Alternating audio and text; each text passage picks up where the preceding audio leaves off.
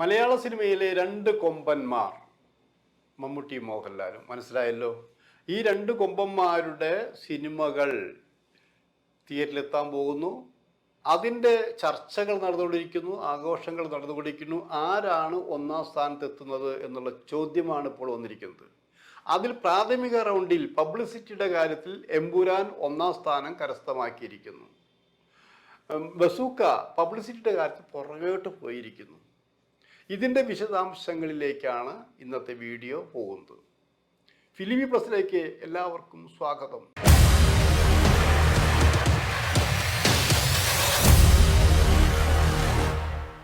നഷ്ടപ്പെട്ടു പോയൊരു കാലമുണ്ടായിരുന്നു.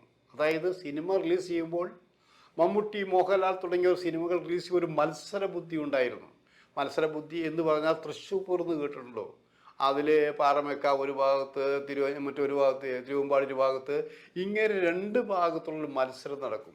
ആ മത്സരം യഥാർത്ഥത്തിൽ കാണണമെങ്കിൽ അതിൻ്റെ കുടമാറ്റം കാണണം. ഒരു കുട ഇവർ ഉയർത്തുമ്പോൾ വേറെ കുട, ഇങ്ങനെ മത്സരബുദ്ധിയായിരുന്നു. കണ്ണിന് കുളിർമ നൽകുന്ന ആരോഗ്യകരമായ ഒരു മത്സരം. അതുപോലൊരു മത്സരമാണ് കുറേ കാലത്തിന് ശേഷം മമ്മൂട്ടിയുടെയും മോഹൻലാലിൻ്റെയും സിനിമ അടുപ്പിച്ചടുപ്പിച്ച് റിലീസ് ചെയ്യാൻ പോകുന്നു. ഒന്ന് വമ്പൻ ബഡ്ജറ്റ് സിനിമയാണ്, മറ്റൊന്ന് അതിനേക്കാൾ ബഡ്ജറ്റ് കുറഞ്ഞ സിനിമയാണെന്ന് ആലോചിക്കണം. അപ്പോൾ മമ്മൂട്ടിയുടെ ബസൂക്കയും മോഹൻലാലിൻ്റെ എമ്പൂരാനും വരുമ്പോൾ ഇപ്പോൾ ചർച്ച തുടങ്ങി വെച്ചിരിക്കുന്നു. രണ്ട് ഭാഗത്തും ഫാൻസുകാരുണ്ട്. ഈ രണ്ട് ഫാൻസുകാരും തമ്മിൽ കൊഴുപ്പ് കൂട്ടാൻ വേണ്ടി ഈ ആദ്യത്തെ ദിവസം തൊട്ട് തന്നെ പൊളിക്കാൻ വേണ്ടിയിട്ടുള്ള പ്രവർത്തനം തുടങ്ങിക്കഴിഞ്ഞിരിക്കുന്നു. കാരണം ഉഷാറായ ഒരു തെരഞ്ഞെടുപ്പ് പ്രചരണം പോലെ തന്നെ ഇതിൻ്റെ മത്സരം തുടങ്ങിക്കഴിഞ്ഞിരിക്കുന്നു. ഞങ്ങളാണൊന്നാം സ്ഥാനത്ത്, ഞങ്ങളാണൊന്നാം സ്ഥാനത്ത് എന്ന് പറഞ്ഞുകൊണ്ടാണ് രണ്ട് കൂട്ടരും മത്സരിക്കുന്നത്. ആ മത്സരിക്കുമ്പോഴുള്ളൊരു വേറൊരു രസകരമായ അല്ലെങ്കിൽ പ്രത്യേകതയുള്ളൊരു പബ്ലിസിറ്റി കൂടി ആലോചിക്കണം. അത് പൃഥ്വിരാജ് സംവിധാനം ചെയ്യുന്ന എമ്പുരാൻ്റെ ഒരു പ്രത്യേകത തന്നെയാണ്. അവരാദ്യം പ്രഖ്യാപിച്ചത് 36 പേര് നടീനടന്മാരെ ഓരോ ദിവസവും 2 പേരെ വെച്ചുകൊണ്ട് അവരെ ഫോട്ടോ പ്രദർശിപ്പിക്കുന്നു, അവരെ വീഡിയോ എടുക്കുന്നു, അവരവരുടെ കഥാപാത്രങ്ങളെ കുറിച്ച് പറയുന്നു.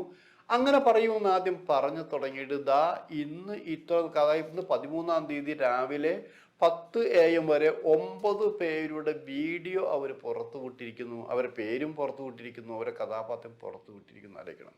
ഇനിയും 17 പേരോ 27 പേരോളം ഉണ്ടെന്ന് ആലോചിക്കണം. അത് സിനിമയുടെ പ്രദർശനത്തിൻ്റെ ആ ദിവസം വരെ അവർ പുറത്തു വിടും. ഇങ്ങനെ പുറത്തു വിടുന്ന സിനിമയ്ക്ക് ഗുണകരമാവുമോ ദോഷകരമാവുമോ എന്നുള്ള ചോദ്യങ്ങൾ വരുന്നുണ്ട്.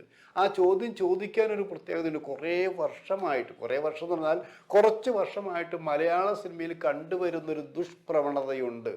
സിനിമയുടെ ലൊക്കേഷനിലേക്ക് ആരും ചെല്ലാൻ പാടില്ല, കഥ പറയാൻ പാടില്ല, കഥാപാത്രത്തെക്കുറിച്ച് അറിയാൻ പാടില്ല, എന്തിനു നടീനടന്മാർ ധരിക്കുന്ന വസ്ത്രത്തിൻ്റെ നിറം പോലും പറയാൻ പാടില്ല എന്നൊക്കെ പറഞ്ഞ് ക്ലൈമാക്സും പറയാൻ പാടില്ല, ക്ലൈമാക്സ് പൊളിയും സിനിമ പരാജയപ്പെടുന്നുള്ളൊരു കിംവദന്തി പരത്തിക്കൊണ്ട് അത് യാഥാർത്ഥ്യമാക്കിയിരുന്ന് ആലോചിക്കണം.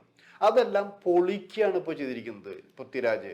കാരണം എൻ്റെ സിനിമ, ഞങ്ങളുടെ സിനിമയ്ക്ക് ഇത്രയും പേര് പ്രധാനപ്പെട്ട ആൾക്കാർ അഭിനയിക്കുന്നുണ്ട്. അത് ലൂസിഫറിൽ അഭിനയിച്ച ആൾക്കാരുണ്ടായിരുന്നു, എമ്പുരാനിൽ അവർ ചില ആൾക്കാരുണ്ട്, അവരെയും കുറിച്ചാണ് പറയുന്നത്. അങ്ങനെ കഥാപാത്രങ്ങളെക്കുറിച്ച് പറഞ്ഞിട്ടോ കഥയെക്കുറിച്ച് പറഞ്ഞിട്ടോ ഒരു സിനിമയും ഇന്നേ വരെ പരാജയപ്പെട്ടിട്ടില്ല.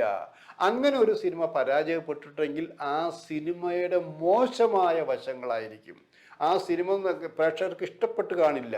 ഇഷ്ടപ്പെടാൻ ആഗ്രഹിക്കാത്തൊരു സിനിമ പിന്നെ എങ്ങനെ കൂടുതൽ കാണും എന്നൊക്കെയാണ് ചോദിച്ചിട്ടുള്ളത്. അത് അടിച്ചു വാർക്കുന്നതുകൊണ്ട് തന്നെയാണ് ഇവിടെ ആദ്യത്തെ ദിവസം മുതൽ ഇന്നത്തെ ദിവസമല്ലേ, രാവിലെ 10 വരെ 9 പേര് അവർ വീഡിയോ എടുത്തു കഴിഞ്ഞിരിക്കുന്നു. അതിൽ ആദ്യത്തെ വീഡിയോ എടുത്ത ആളാരാണ്? ജെയ്സൺ ജോസ് എന്ന് പറഞ്ഞ ഒരാളാണ്. അയാൾ സേവിയർ എന്നുള്ള കഥാപാത്രത്തെയാണ് അവതരിപ്പിച്ചിരിക്കുന്നത്. അത് നിങ്ങൾ ആ വീഡിയോ കണ്ടു കാണും, അയാളുടെ ഫോട്ടോ കണ്ടു കാണും. പിന്നീട് അന്നേ ദിവസം തന്നെ വൈകിട്ട് ചെയ്ത വീഡിയോ സൃന്ദ എന്നുള്ള നടിയെ കുറിച്ചാണ്. ആ സൃന്ദ എന്നുള്ള നടി ഇതിൽ ശ്രീലേഖ എന്നുള്ളൊരു കഥാപാത്രത്തെയാണ് അവർ അവതരിപ്പിച്ചിരുന്നാലേക്കണം. അപ്പം ആ രണ്ട് വീഡിയോ കണ്ട ആൾക്കാർ ഇത് കൊള്ളാമല്ലോ, പൃഥ്വിരാജിൻ്റെ തല ആരെങ്കിലും വിലയ്ക്ക് വാങ്ങുമോ, മിടുക്കനാണല്ലോ എന്നൊക്കെ അന്ന് പറഞ്ഞു തുടങ്ങി. അപ്പം തീർന്നിട്ടില്ല. രണ്ടാമത്തെ ദിവസം കൂടി നോക്കൂ, അനീഷ് ജി മേനോൻ എന്നുള്ള ഒരാളാണ് അഭിനയിച്ചിരിക്കുന്നത്. അയാൾ ലൂസിഫറിന് മുമ്പ് അഭിനയിച്ചിരിക്കുന്നു. ഇപ്പോൾ സുമേഷ് എന്നുള്ള കഥാപാത്രത്തെയാണ് അയാൾ അവതരിപ്പിക്കുന്നത്. അതിന് വേറൊരു പ്രത്യേകതയുണ്ടെന്ന് അറിയാം. അനീഷ് അതിന് വേണ്ടി അന്ന് ഡബ്ബ് ചെയ്ത് നമ്മുടെ യുവ നടനായ മണിക്കുട്ടനാണെന്ന് ആലോചിക്കണം. പക്ഷേ ഈ സിനിമയിൽ മണിക്കൂട്ടൻ അല്ല ഡബ് ചെയ്തിരിക്കുന്നത്. കാരണം മണിക്കൂട്ടൻ ഈ സിനിമയിൽ അഭിനയിക്കുന്നുണ്ട്. അതുകൊണ്ട് അനീഷിൻ്റെ ഭാഗം ഡബ് ചെയ്തിരിക്കുന്നത് മണിക്കൂട്ടൻ അല്ല എന്നുള്ളതാണ്. അന്ന് വൈകിട്ട് ബിസാദ് ഖാൻ എന്നുള്ള നടനാണ് അഭിനയിച്ചിരിക്കുന്നത്. ബിസാദ് ഖാൻ ഇതിലെന്ന് വെച്ചാൽ സലാഫത്ത് എന്നുള്ള കഥാപാത്രത്തെ ഇത്തിരി ഒരു തീവ്രവാദി സ്റ്റൈലിലാണ്, തീവ്രവാദി കഥാപാത്രമാണ് അയാൾ അവതരിപ്പിച്ചിട്ടുള്ളത്. പിന്നത്തെ ദിവസമോ ജിജു ജോൺ എന്നുള്ള ആർട്ടിസ്റ്റ്, അത് സജീവ് കുമാർ എന്നുള്ള കഥാപാത്രം ഒരു ചാനലിൻ്റെ MD ആയിട്ടാണ്. നമ്മൾ ലൂസിഫറിൽ കണ്ടിട്ടുണ്ടായിരിക്കുള്ള മോഹൻലാലിൻ്റെ ഒപ്പം ചാനലിൻ്റെ MD ആയിട്ടുള്ളൊരു കഥാപാത്രമാണ് അയാളുടെ വീഡിയോ നമ്മൾ കണ്ടു കാണിക്കും. അയാളുടെ വൈഫായിട്ട് ഒരു നടി അഭിനയിച്ചിട്ടുണ്ട്, നൈല ഉഷ. അതിമനോഹരമായിട്ട് അഭിനയിക്കുന്ന ഒരു നടിയാണെന്ന് ആലോചിക്കണം. നൈല ഉഷയാണ് ഈ സഞ്ജീവ് കുമാറിൻ്റെ വൈഫായിട്ട് അഭിനയിച്ചിരിക്കുന്നത്. അരുന്ധതി സഞ്ജീവ് കുമാർ എന്നാണ് അവരുടെ പേര്. പിന്നെ നമ്മുടെ സാക്ഷാൽ മണിക്കുട്ടൻ അഭിനയിച്ചിരിക്കുന്നു. മണിക്കുട്ടൻ മണി എന്ന കഥാപാത്രത്തെയാണ് അവതരിപ്പിച്ചത്. അത് കഴിഞ്ഞ് ശിവാജി ഗുരുവായൂർ ഒക്കെ പേരുള്ള നടന്മാരാണ്, നല്ല എല്ലുറപ്പുള്ള നടന്മാരാണ്. ശിവാജി ഗുരുവായൂർ, മേടയിൽ രാജൻ. ആ പേര് കേൾക്കുമ്പോൾ തന്നെ ഇതിൽ എന്തോ സംതിങ് ഉണ്ടല്ലോ എന്ന് തോന്നില്ലേ? ആ തോന്നൽ ഉണ്ടാവും. ശിവാജി മോശമാക്കില്ല, നമുക്കറിയാം. പിന്നെ ഇന്ന് രാവിലെ 10 മണിക്ക് മുരുകൻ മാർട്ടിൻ എന്നുള്ള നടൻ, മുത്തു എന്നുള്ള കഥാപാത്രം, ഇങ്ങനെ 9 പേരെയും അവർ വീഡിയോ പുറത്ത് വിട്ടു. ആ വീഡിയോ സക്സസ് ആയി എന്ന് ആലോചിക്കണം. ആരും മോശമാണെന്ന് പറഞ്ഞിട്ടില്ല. ആങ്സൈറ്റി കൂടിക്കൊണ്ടിരിക്കുകയാണ്. 36 പേരും കാണാമെന്ന് പറഞ്ഞിരിക്കുന്നു. പക്ഷെ വേറൊരു കാര്യമുണ്ട്, ഈ 36 പേരെ പുറത്ത് വിട്ടാലും പൃഥ്വിരാജിൻ്റെ കയ്യിൽ ഒരു തുരുപ്പ് ചീട്ടുണ്ട്.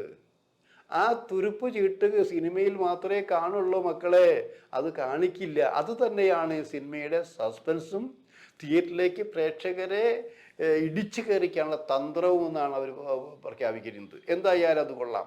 അപ്പോൾ നമ്മൾ ഇപ്പുറത്ത് നോക്കുമ്പോഴോ, ഇപ്പോഴത്തെ മമ്മൂട്ടിയുടെ പടം നോക്കുമ്പോൾ എന്താ, ആ ഡെന്നീസ് എന്നുള്ള ചെറുപ്പക്കാരൻ മനോഹരമായി തിരക്കഥ എഴുതി സംവിധാനം ചെയ്തു. മമ്മൂട്ടി പടങ്ങളിൽ സാധാരണ കാണുന്ന പോലെ സസ്പെൻസ് എന്ന് പറഞ്ഞാൽ ഒന്നും പുറത്തു വിടില്ല. ഇതൊക്കെ നിങ്ങൾ തിയേറ്ററിൽ കണ്ട് സിനിമ കണ്ട് ആസ്വദിച്ചാൽ മതി എന്ന് പറഞ്ഞ് ആകെ ഒരു പോസ്റ്റർ മാത്രമേ ഇട്ടിട്ടുള്ളൂ. ആ പോസ്റ്റർ ആണെങ്കിൽ കുറ്റം പറയാൻ അതിമനോഹരമായൊരു പോസ്റ്റർ തന്നെയാണ്. ആ ഒരൊറ്റ പോസ്റ്റർ പോരാ.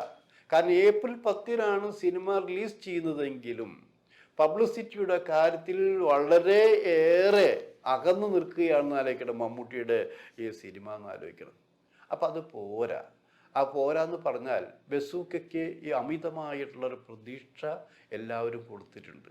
അതായത് ചെറുപ്പക്കാരനായ കലു ഡെന്നീസിൻ്റെ മകൻ്റെ ആദ്യത്തെ സിനിമ ഏവരും പ്രതീക്ഷിച്ചിരിക്കുന്നു. അതൊരു പ്രത്യേകതയുള്ള മൂവിയാണ് എന്ന് പറഞ്ഞും കഴിഞ്ഞിരിക്കുന്നു.